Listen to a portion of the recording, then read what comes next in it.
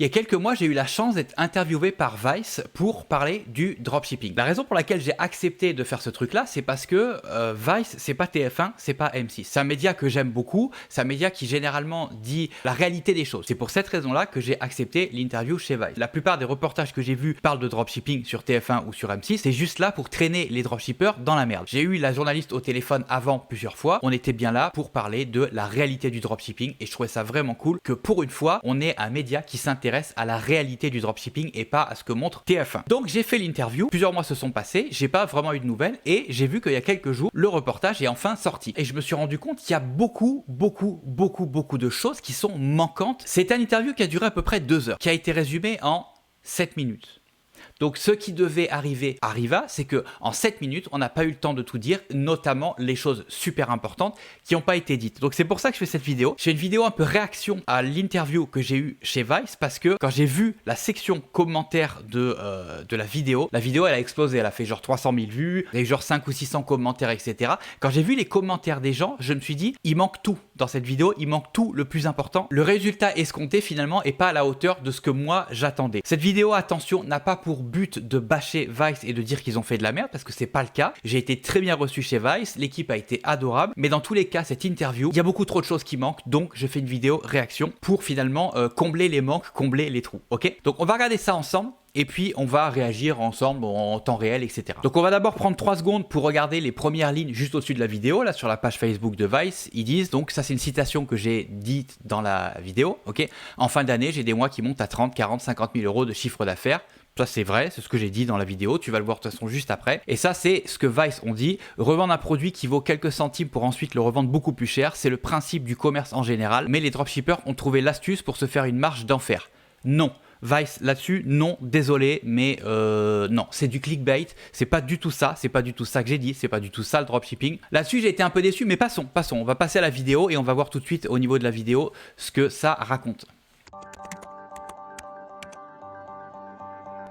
Quand tu vas chercher un kebab au kebabier du coin et qu'il te vend ta canette de coca à 1 euro, tu sais très bien que cette canette elle est trop chère puisque tu vas à Carrefour et tu vas pour 2 euros ou 2,50 €, tu vas en avoir 6. Tu le sais qu'elle est trop chère, mais tu l'achètes quand même parce qu'au moment où tu as envie de boire ton coca, il te la propose, il te la met sous le nez. Nous, ce qu'on fait, c'est exactement la même chose. On met le produit sous le nez de la bonne personne au bon moment. Bon là je suis quand même toujours d'accord avec ce que j'ai dit, il n'y a pas de problème là-dessus. Nous ce qu'on fait en tant que dropshipper finalement c'est de entre guillemets trouver des besoins et de mettre le produit sous le nez de la bonne personne. J'ai pas grand chose à dire là-dessus. Alors dans les commentaires il y en a quelques-uns qui sont excités en disant oui mais le kebabier il a des frais de plein de choses, son local, sa matière première etc. Ben oui mais nous aussi on a des frais, hein. On a notre produit, on a des coûts publicitaires, on paye notre TVA, on paye nos taxes, on paye tout ça. Donc nous aussi on a des frais. Ces dernières années, plein de Français se sont lancés dans le dropshipping à plein temps. Le principe, trouver des produits tendance sur des sites chinois comme AliExpress pour ensuite les revendre avec des grosses marges. On va rencontrer Fabien qui en a fait son métier. Oui, vite fait là par contre, le côté grosse marge c'est un petit peu ce qui me gêne. Mais bon, passons, voilà, on fait des marges, on fait du commerce, on achète des trucs moins chers et on le revend plus cher. Tu peux commencer par m'expliquer ce que c'est concrètement être dropshipper? C'est le fait finalement de vendre des produits que tu n'as pas en stock. C'est juste ça le dropshipping. Quand on était petit, on avait des émissions de téléachat sur TF1 le matin.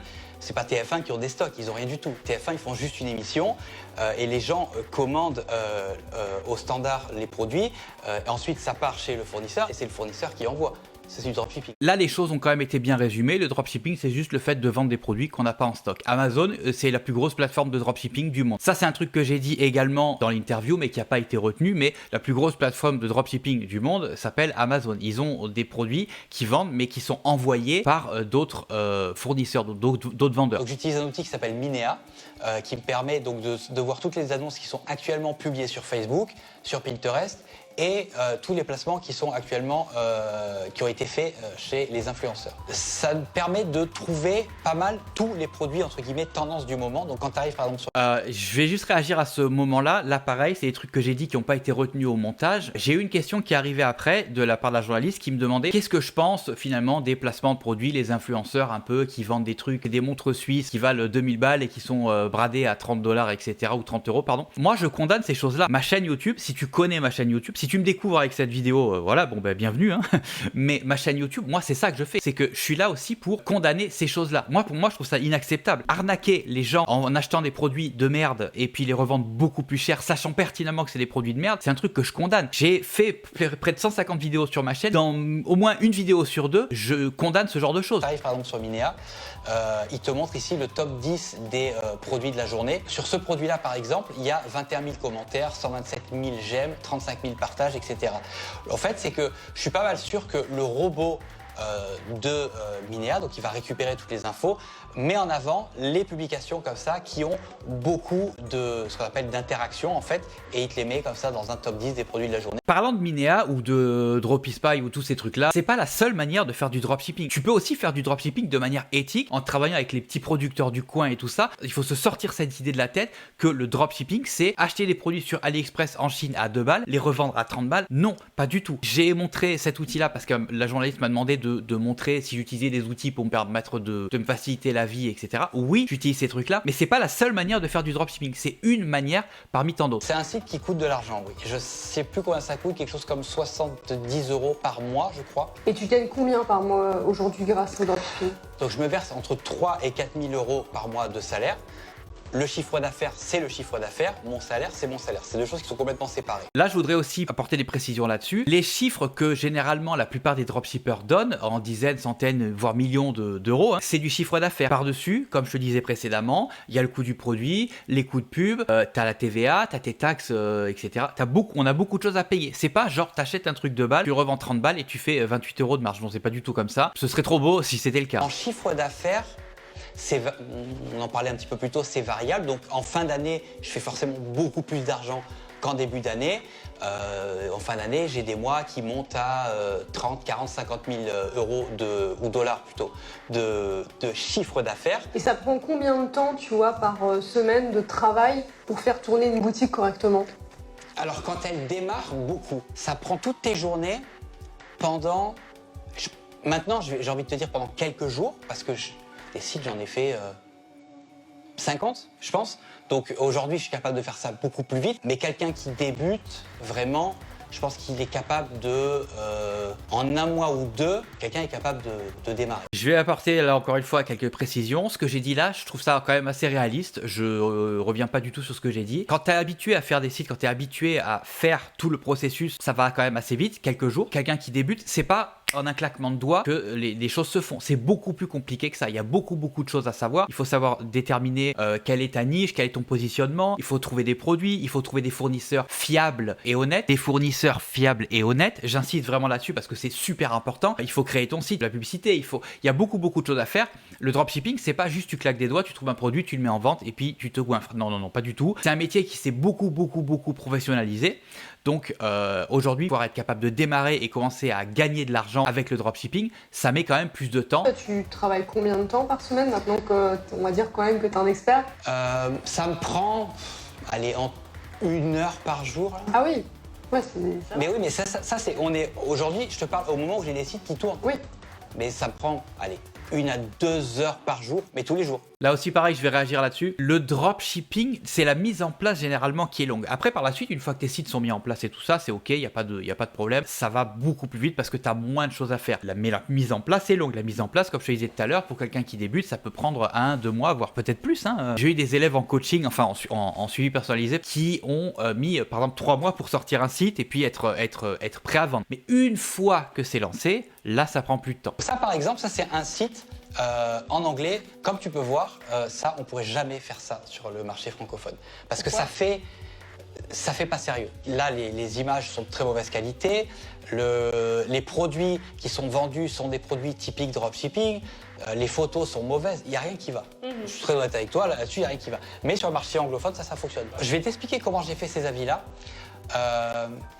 C'est des vrais faux avis. C'est-à-dire que c'est des vrais avis que j'ai copiés sur Amazon. J'ai pris le texte, en fait, des trucs et éventuellement les photos. Je les ai copiés manuellement et je les ai collés pour que ce soit des avis que j'ai moi rajoutés mais qui sont des vrais avis de vraies personnes. Il y a très peu de gens qui font ça, par exemple, en dropshipping. Beaucoup de dropshippers, ce qu'ils font, c'est qu'ils vont récupérer des avis d'AliExpress et puis les modifier à la main, ou alors tout simplement, ils écrivent tous leurs avis à la main. Ça, c'est un truc que je ne cautionne pas. C'est pour ça que dans ma vidéo, dans mon interview, j'expliquais que j'allais chercher des véritables avis c'est des vrais gens qui ont écrit des vrais avis. C'est pas des avis de gens qui ont écrit leurs avis sur mon site, mais en tout cas, ça reste des véritables avis. Les avis qui sont négatifs, c'est des choses que je laisse aussi parce que c'est la vérité. C'est que tout le monde ne peut pas être 100% content des produits qu'ils achètent. Ah oui, là aussi, qu'est-ce qui va se passer? Là, je te parle avant de te montrer la vidéo. C'est que la journaliste m'avait demandé de commander quelques produits sur Internet, un déballage ensemble et puis pouvoir en discuter, pouvoir voir est-ce que les produits sont bons, est-ce que les produits sont pas bons. Et j'ai eu l'immense surprise de tomber que sur des merdes. Tu vois, donc je vais te montrer ça maintenant. Alors ce produit-là, c'est pas, j'en ai vendu un comme ça, c'était pas exactement le même, c'était un mieux là. J'ai commandé celui-là parce que je voulais voir à quoi il ressemblait en fait, honnêtement. Et c'est exactement ce que je voulais pas recevoir. Alors celui-là, le principe est génial, c'est une scelleuse en fait, c'est un truc pour sceller le plastique. Là-dessus, qu'est-ce qui va pas? Déjà le produit, touche-le, ça marche pas. C'est Un peu du toc. voilà, c'est un peu du toc. Alors ça, je crois que j'ai payé ça 1,80 €, je pense. Et puis il y avait peut-être 2 € de frais de port. Je sais pas, j'ai acheté que des trucs qui étaient à moins de 5 €. C'est compliqué de le vendre vraiment cher. Ben moi, je le vendrai pas surtout. La conclusion de tout ce que je viens de dire là pendant 1 minute, c'est ben moi je le vendrai pas surtout. J'en ai eu un produit comme ça, plutôt comme je disais dans la vidéo, que j'ai vendu, mais il était de bien meilleure qualité. J'en ai d'ailleurs acheté un pour l'offrir à ma mère, non à ma soeur je crois, pour Noël dernier, parce que c'était un produit d'une excellente qualité, mais je le payais plus cher aussi. Un produit comme ça, je ne le vends pas. Je le vends pas parce que c'est de la merde, tout simplement. Et pareil, mes élèves en coaching, mes élèves de formation, etc., je leur dis, ne vends pas ça. Ne fais pas ça. C'est malhonnête, c'est juste tout simplement, c'est que c'est quelque chose de malhonnête, donc le fais pas. Parce que je vendrai à 10 balles. Mais à 10 balles, je gagne pas d'argent. Parce que je le paye, par exemple, voilà, on va dire 3,50 € en tout, frais de port inclus, etc. Une fois que j'ai rajouté mes coûts de pub, etc., je perds de l'argent. Donc ça, je vends pas déjà. Normalement, un produit qui t'a coûté 3 €, normalement, tu es supposé le revendre combien? Si je voulais gagner de l'argent, il faudrait que je le revende 25. Ensuite, on avait un deuxième produit. Ça, c'est des trucs, c'est des gants que tu mets pour faire la vaisselle, là, et en fin de compte, tu savonnes avec tes mains. Ce produit-là, quand il arrive comme ça marche pas. Le petit sac comme ça, là. Bon, encore, c'est écrit en anglais, donc c'est pas si mal. Mais c'est quelque chose que tu peux pas vendre cher. Je vais juste réagir à cette séquence-là. Ça, c'est pareil, c'est un produit que je ne vendrai pas. T'achètes ça dans le petit truc du coin, là, je sais pas, genre Jiffy ou quoi. Tu payes ça même pas 10 balles, 7 balles. C'est ça que ça vaut en vérité. Si tu voulais le vendre, c'est un truc qu'il faudrait que tu vendes, je sais pas moi, 20 balles ou quoi. Et ça ne les vaut pas. Donc si tu le vends trop cher et que ça ne vaut pas le prix auquel tu le vends, tout simplement, tu le vends pas. Tu pourrais le vendre pour pas cher, si tu veux, au prix réel, au prix de ce que ça vaut vraiment. Il n'y aurait pas d'arnaque, puisque tu vends un petit truc cheap pour pas cher. Là-dessus, il n'y a pas d'arnaque. Mais si c'est un truc comme ça, tu l'achètes 3 balles, c'est une qualité qui est très discutable, et que tu vends ça hyper cher, non, ça s'appelle une escroquerie. Pareil, le dernier produit, j'avais commandé, je sais plus, un espèce de distributeur électrique de dentifrice, et qu'est-ce qui s'est passé? C'est qu'au final, j'ai reçu je ne sais pas quoi, je sais pas trop ce qu'il a foutu le fournisseur, c'était AliExpress, il a fait n'importe quoi, il m'a envoyé un produit de merde, et au final, j'ai reçu n'importe quoi. C'est pour ça que quand tu fais du dropshipping, il faut toujours commander les produits que tu veux vendre, comme ça tu les vois, tu les as dans tes mains, et tu sais que tu vends des produits de qualité. Tu vends pas des merdes, tu n'arnaques personne, tu vends des produits de qualité. On prétend de faire sa vie et bien gagner sa vie grâce au dropshipping. Générer de l'argent, c'est pas spécialement compliqué. Faire un site professionnel, c'est déjà autre chose, et surtout durer dans le temps. Et c'est là où généralement la plupart des dropshippers qui s'essayent se pètent les dents. C'est que durer dans le temps, c'est difficile. Surtout, je voudrais quand même apporter une précision à ça, c'est durer dans le temps en faisant les choses de manière éthique et honnête. Et ça, c'est encore plus difficile. Donc, durer dans le temps en faisant les choses bien, proprement, éthique et honnêtement, c'est difficile. Côté qui n'est pas du tout écolo. Dans le dropshipping, où tu fais venir un tout petit produit qui va prendre l'avion ou la mer, ou peut-être les deux, pour arriver jusqu'à... Alors, disons que chacun son combat. Moi, mon combat, c'est que je suis végétarien, par exemple. Donc, je peux pas gérer tous les combats d'un coup. Mais c'est pas juste un petit produit qui vient. Non, c'est plus complexe que ça. C'est que mon colis vient mon petit colis vient souvent dans des cartons, qui sont sur des palettes, qui sont dans des containers, qui traversent le. Donc, effectivement, c'est pas super écolo, mais c'est pas juste mon produit qui vient. Il y a tout un truc autour finalement. Là-dessus, je vais réagir aussi parce que j'ai eu cette remarque à peu près 98 fois dans les commentaires de la vidéo. Je te mettrai le lien dans la description, comme ça tu pourras aller voir si tu veux. De gens qui disaient le gars il dit qu'il est végétarien et puis qu'il peut pas mener tous les combats. T'achètes sur Amazon, c'est pas écolo. Tu manges de la viande, c'est pas écolo. La production de viande, de bœuf, c'est un truc qui est hyper nocif pour la planète. Donc je pense qu'au final, en étant végé, je pense que je fais quand même ma part pour l'écologie. Donc je me sens pas vraiment mal de dire je ne peux pas mener tous les combats en même temps, parce que je pense que je fais quand même ma part en étant végé pour la planète. C'est quoi l'avantage de ton job? L'avantage, c'est un peu ce que je te disais au début, c'est que je suis libre. Et ça, pour moi, c'est excessivement important. J'ai choisi un métier qui peut me permettre aussi d'être qui je veux être et qui je suis. Il y a plein de gens qui critiquent le dropshipping en disant que voilà, vous prenez des produits qui coûtent vraiment pas cher, quelques centimes, pour les revendre beaucoup plus cher. Qu'est-ce que tu réponds à ça? Je réponds que c'est du commerce en fait. Quand tu vas chez Carrefour, ils achètent moins cher pour revendre plus cher. C'est exactement la même chose. Les produits, forcément, à un moment donné, ils sont achetés pas cher pour être revendus plus cher. Nous, on fait la même chose. Ok, je vais terminer là-dessus. C'est que, comme j'ai dit là à l'instant, la base du commerce, c'est d'acheter moins cher pour revendre plus cher. C'est juste que nous, en faisant du dropshipping, on a bypassé la partie gestion de stock finalement, puisqu'on n'a pas de stock. Comme je disais au début de la vidéo, le principe du dropshipping, c'est tout simplement de ne pas avoir de stock. Il n'y a pas forcément d'arnaque là-dedans. C'est pas parce que tu achètes moins cher en Chine et que tu revends plus cher en France que tu es un arnaqueur. Carrefour, etc. font exactement la même chose. Amazon aujourd'hui, c'est rempli de vendeurs chinois. C'est rempli de vendeurs chinois. Amazon, eBay, c'est rempli par exemple de dropshippers. Mais les gens s'en rendent pas compte.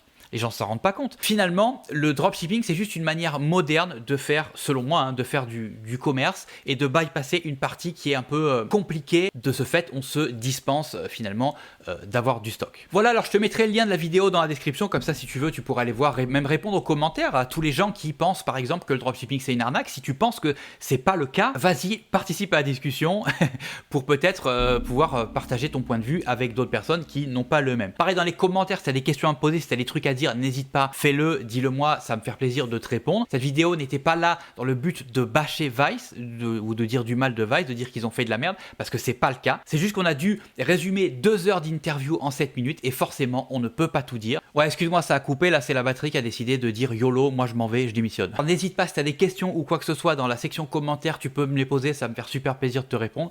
Voilà, c'est tout ce que je voulais dire. J'avais pas forcément prévu de faire cette vidéo au départ, comme tu peux le constater, même mes cheveux ils sont pas d'accord là. Je te laisse, je te souhaite une bonne journée et puis en espérant que j'ai apporté des précisions sur cette vidéo. Ciao.